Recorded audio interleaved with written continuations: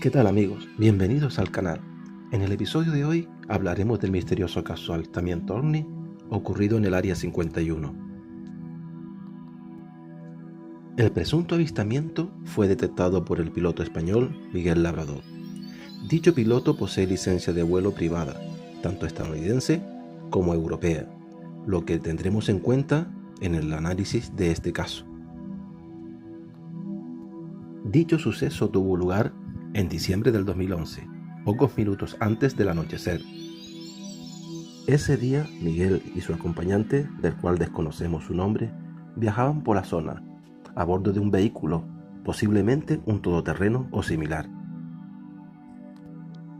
A pocos minutos de la caída de la noche, Miguel y su acompañante detectan una intensa luz que se movía de una forma extraña. Dicho artefacto comenzó a realizar maniobras extrañas, de manera sobrenatural, alcanzando enormes velocidades en cuestiones de segundos. Miguel, como experimentado piloto de vuelo, enseguida se dio cuenta que a bordo de dicho artilugio no podía viajar ningún ser humano, debido a las enormes Gs que el mismo artefacto realizaba. Pero este no sería el final de este misterioso caso. Miguel y su acompañante continuaron con el viaje, perplejos de lo acontecido.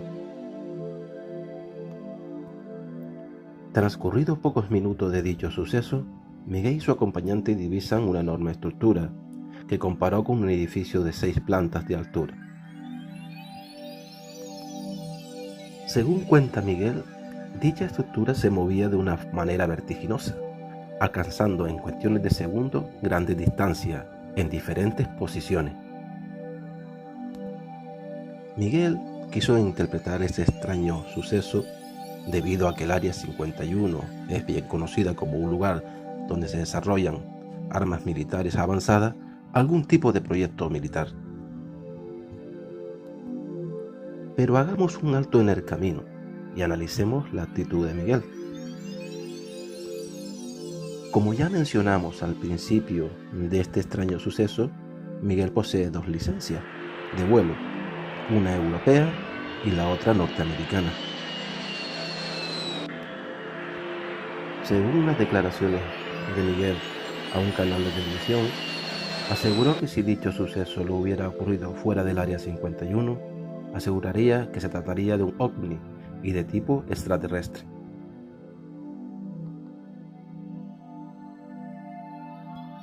Pero según aseguró él mismo, en dicho artefacto no podía viajar ningún ser humano, debido a las enormes Gs que él mismo alcanzaba.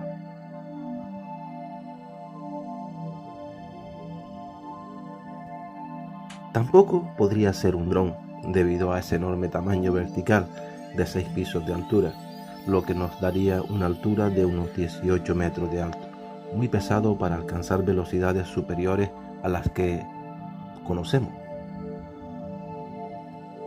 Es normal que ante un caso de esta extraña índole uno se sienta confundido y trate de buscar una explicación lógica a lo desconocido. Como gran parte sabe, este área, el Área 51, es motivo de incertidumbre, tanto a nivel estatal como a nivel mundial, llegando en algún caso a ser asaltado por parte de la población en busca de respuestas que seguiremos investigando en un próximo programa, a fin de obtener más información de primera mano. Por lo demás, no dejéis de suscribiros, gracias por vuestra atención y hasta un próximo programa.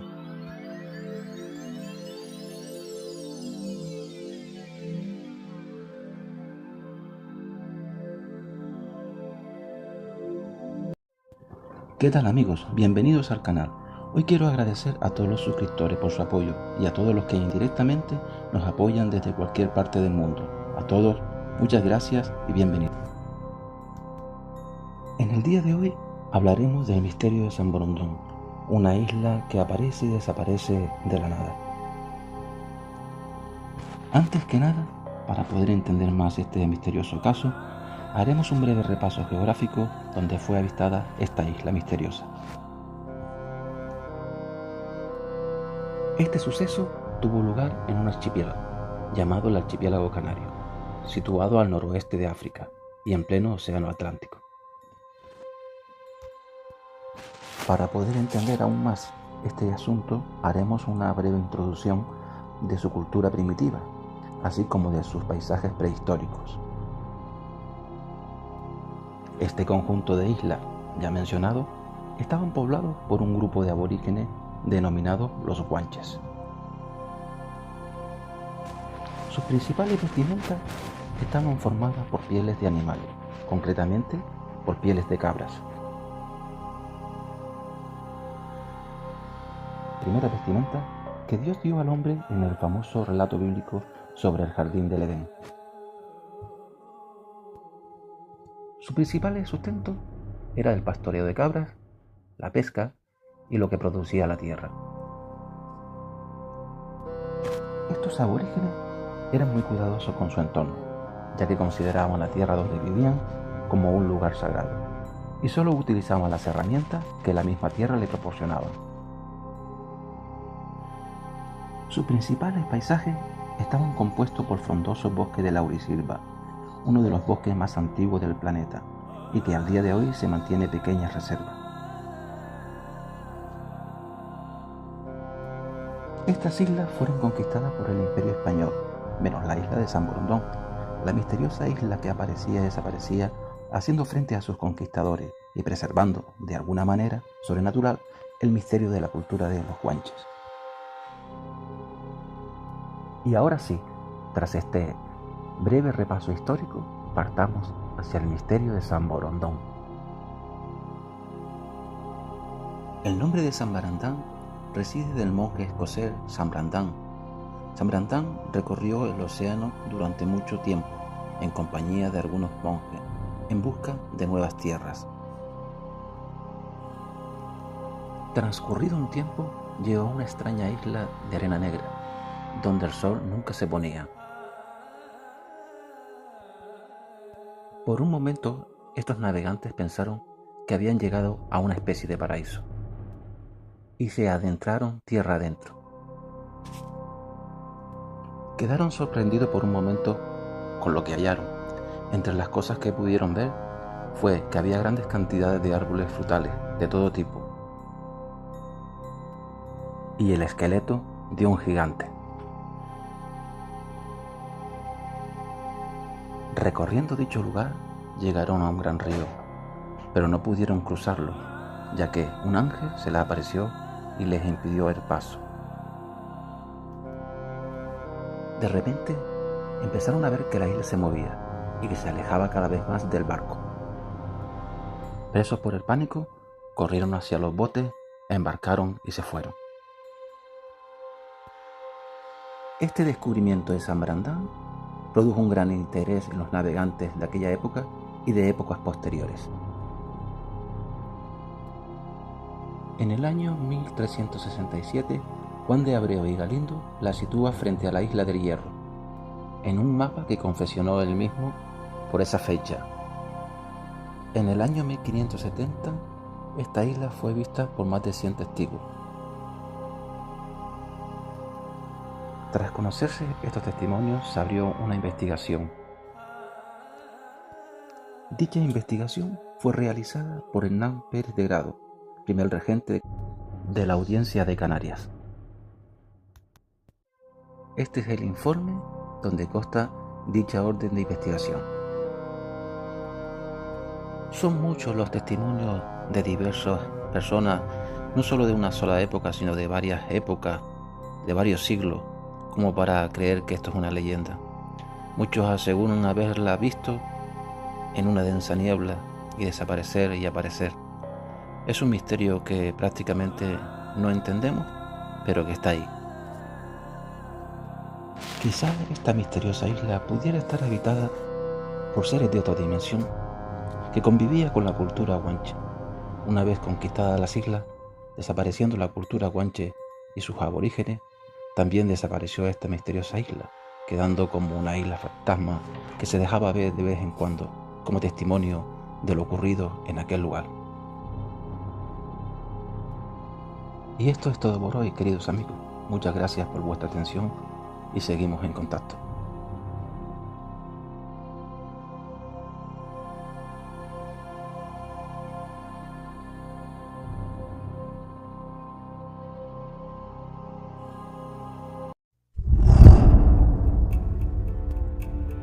Tanto en los mares como en los océanos siempre se han escuchado de misteriosas desapariciones de barcos, que luego con el paso del tiempo algunos de ellos han aparecido.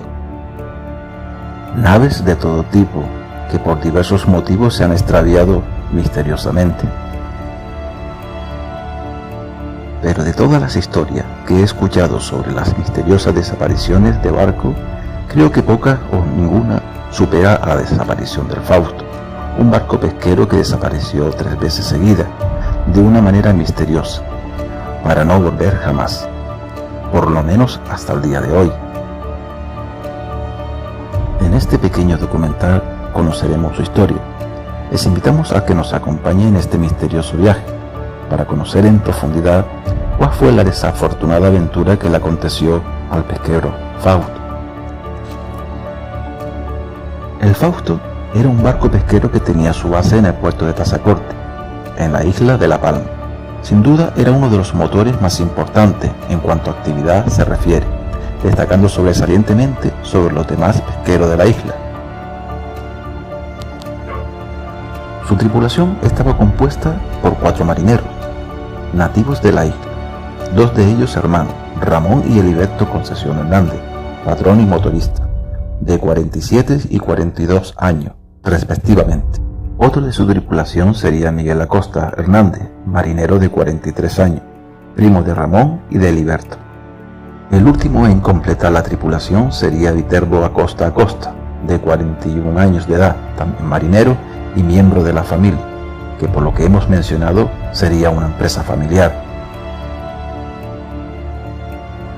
Con motivo de la fiesta del Carmen, se aprovechó el parón de la actividad pesquera para el traslado de plantones de platanera, materiales explosivos, fertilizantes y otros materiales, desde la isla de La Palma a la isla vecina del Hierro, donde se estaba desarrollando una finca piloto experimental referente al cultivo del plátano. Ese día Viterbo, marinero y miembro de la tripulación, no embarcó a bordo del Fausto, ya que era responsable y presidente de la fiesta del Carmen, quedando el Fausto con tan solo 3 tripulantes, Ramón, Heriberto y Miguel Acosta. Puesto que el Fausto había sido designado para el transporte de plantones de platanera y materiales explosivos, para el adesentado de la finca piloto de la isla vecina del Hierro, parte en su primer viaje de 2 días de duración el 14 de julio de 1968, transportando ese día una importante carga de plantones de platanera desde el puerto de Tazacorte al embarcadero de Las Puntas, en el municipio de Frontera, Isla del Hierro. Varios días más tarde, el pesquero realiza un segundo viaje, esta vez cargado de explosivos, por la misma ruta que ya hemos mencionado, recalando en el embarcadero de Las Puntas el día 20 de julio de 1968. En la Isla del Hierro trabajaba un mecánico natural de La Palma, del municipio del Paso, Julio García Pin, de 27 años de edad. A Julio le había notificado que su hija Nieves Luz, de apenas mes y medio de nacida, se encontraba muy enferma y que debían de administrarles antibióticos para su recuperación. Desesperado por tal fatal noticia, rápidamente Julio se pone en contacto con su esposa María Cruz Toledo para el viaje de regreso a la isla de La Palma. Tras enterarse de que el barco que debía de llevarle a su destino demoraba unos 3 días, buscó rápidamente otra alternativa, enterándose por medio de algunos de los lugareños que el pesquero Fausto se preparaba para el regreso a la isla de La Palma, por lo que decidió contactar con su tripulación. Julio se desplaza hasta el embarcadero de Las Puntas, donde contacta con la tripulación del Fausto. Tras contarle a la tripulación su desesperada situación sobre la grave enfermedad de su hija y su pronta por viajar rápidamente al encuentro con su familia, la tripulación accede a llevarle al encuentro con los suyos. Quedando Julio contento y agradecido por tal buen acuerdo, decide contactar nuevamente con su esposa Maricruz para darle la sorpresa de que pronto estaría de regreso a casa y que le esperara en el puerto de Tazacorte entre las 8 y las 9 de la mañana del día 21. Pero la desafortunada suerte ya estaba echada ese día para estos 4 marineros. Nadie pensó jamás que una tripulación tan experimentada como era la del Fausto pudiera ocurrirle tan trágico suceso. El pesquero partió rumbo al puerto de Tazacorte, en la isla de La Palma, sobre las 2:30 de la madrugada, debiendo llegar a su destino entre las 8 o las 9 de la mañana del día siguiente, el domingo 21 de julio de 1968. En la otra orilla, en el puerto de Tazacorte, esperaba con gran entusiasmo la llegada del Fausto. Allí esperaban familiares de los marineros, amigos y el dueño de la embarcación, Rafael Acosta. Pero el pesquero no llegó sobre la hora señalada, por lo que pensaron que el barco pudo haberse retrasado debido a algún fallo mecánico, debido a que las hélices pudieran quedar atascadas por algún trozo de red, ya que el barco era un pesquero, o por otra causa ajena, estando tranquilos por el momento, ya que a bordo del mismo se encontraba Julio el mecánico, sin duda una ayuda tranquilizadora en caso de cualquier avería. Pero transcurrió la mañana del domingo 21 y el Fausto no apareció. Viendo Rafael Acosta la tardanza del pesquero, trató de comunicarse por la emisora de radio, pero nadie contestó a la insensata llamada de Rafael Acosta, por lo que Rafael decide enviar a otra de sus embarcaciones al encuentro del pesquero, siendo nula su localización. Debido al intento incesante de Rafael Acosta de comunicarse y su fallida, decide ponerse en contacto con las autoridades de la Marina el día 22 de julio de ese mismo año. Las autoridades de la Marina esa misma tarde del día 22 se ponen en contacto con la base aérea de Gando, con base en la isla de Gran Canaria, desde donde despega un avión caza 2111, comisionado por parte del SAR, del 802 Escuadrón. Pese a la incesante búsqueda del pesquero por parte del citado avión, la búsqueda no obtuvo ningún resultado. Pronto se sumaría a la búsqueda en días consecutivos varias aeronaves y barcos, pero del Fausto no encontraron ni rastro. Esta sería la primera desaparición del pesquero, creando gran expectación entre los isleños y el resto del país, permaneciendo atentos a cualquier noticia que pudiera arrojar algo de luz al asunto. Cuando todo parecía perdido y la esperanza de encontrar al pesquero y su tripulación con vida eran del todo nula, se recibe una llamada de radio desde un buque de una compañía naviera inglesa, concretamente desde el buque Duquesa, donde afirmaban haber encontrado al pesquero perdido, dando su posición en 28 grados 15 minutos norte y 19 grados 45 minutos oeste, a unos 175 kilómetros al oeste de La Palma. Según las menciones del capitán del buque Duquesa, tanto el Fausto como su tripulación se encontraban en perfecto estado, aunque estaban sin comida y sin combustible. El capitán del buque les ofreció remolcarles a puerto, a lo que los tripulantes del pesquero le contestó que solo necesitaban comida y combustible y que les marcara la ruta de camino a La Palma. El capitán del buque les ofreció unas viandas para el camino de regreso, además de combustible y señalarles la ruta que debían seguir, y el Fausto retomó su rumbo con destino a La Palma. Dados los antecedentes ya mencionados, este primer encuentro del Fausto tuvo lugar sobre las 00 horas del día 25 de julio, debiendo de llegar el pesquero Fausto a su lugar de destino sobre las 19 horas del mismo día. Al otro lado del charco, en la isla de La Palma, se había recibido como muy alegremente la buena noticia, así que hicieron fiesta ese día, con el fin de acudir todos al puerto, al encuentro del pesquero. En el puerto de Tazacorte, lugar de origen del Fausto, se encontraba una gran multitud, autoridades de todo tipo, de la isla y seguramente de otras partes del territorio nacional. También acudieron familiares y amigos, de los mencionados marineros y el jefe de la embarcación, Rafael Acosta. Todos esperaban con ansias su llegada, sobre las 19 horas del día señalado, pero fueron pasando las horas y el barco no apareció, creando entre los espectadores que allí se encontraba una gran incertidumbre y deserción. Esta sería la segunda desaparición del Fausto. Nadie podía creer lo que en realidad estaba pasando con el pesquero. Todo parecía haber salido de una película de terror o de una gran pesadilla. Sin duda un gran misterio, lejos del alcance de los que tenían los medios y los poderes para poder encontrarle, la Marina y las Fuerzas Aéreas. Pero encuentro muy extraño que el pesquero no podía comunicarse por radio, ni la primera vez que se perdió, ni tampoco la segunda.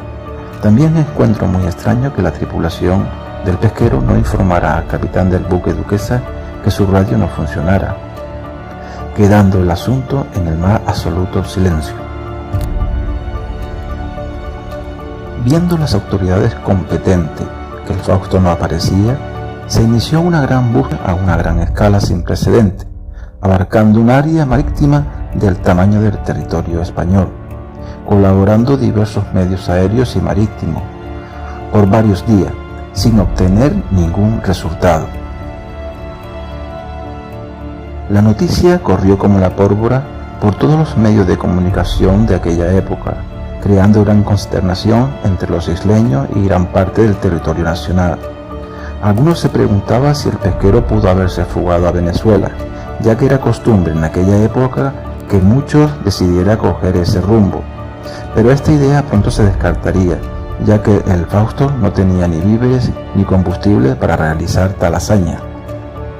El asunto del Fausto ya se estaba tornando muy seriamente, porque 2 desapariciones seguidas rompían de lleno todo plano de toda lógica, hasta que el día 9 de octubre de 1968 un buque mercantil italiano, el Anna Di Maggio, de la naviera Giovanni Di Maggio, divisó a lo lejos la inconfundible silueta del pesquero, a la deriva, en pleno océano Atlántico, a unas 1200 millas de Canarias.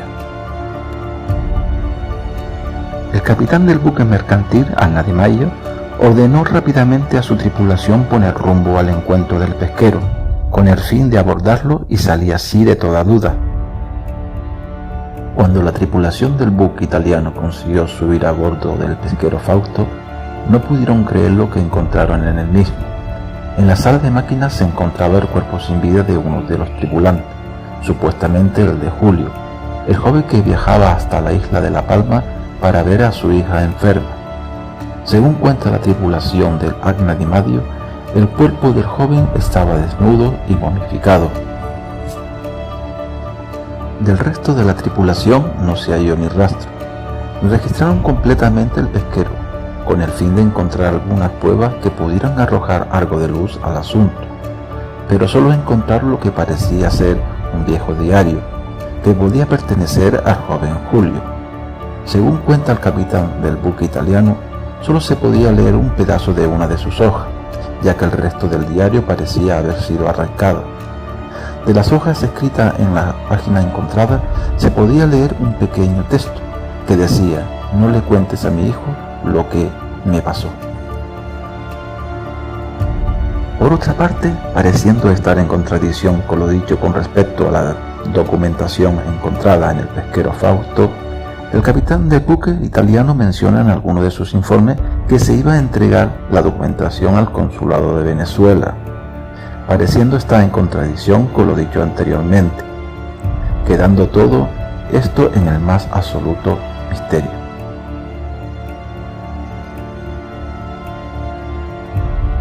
Posteriormente al registro del pesquero Fausto, se procedió al amarre del mismo, con el fin de remolcarle hasta Venezuela y ponerlo a la disposición de las autoridades de ese país, ya que el carguero tenía marcada su ruta con ese mismo destino.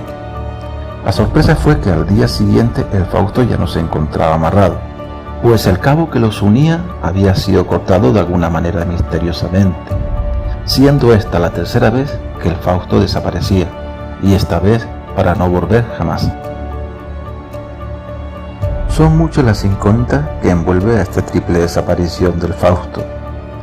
Sin duda la mayor que he leído y he podido investigar por el momento.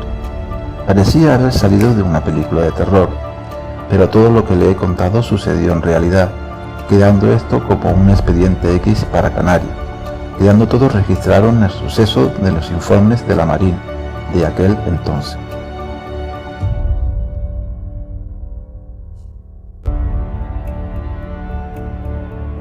Amigos, les quería pedir una ayuda para que este canal pueda seguir creciendo.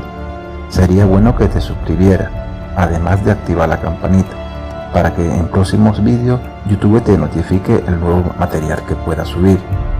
Además de comentar y dar me gusta si te ha gustado este tema, porque es la única manera de que este canal pueda seguir creciendo.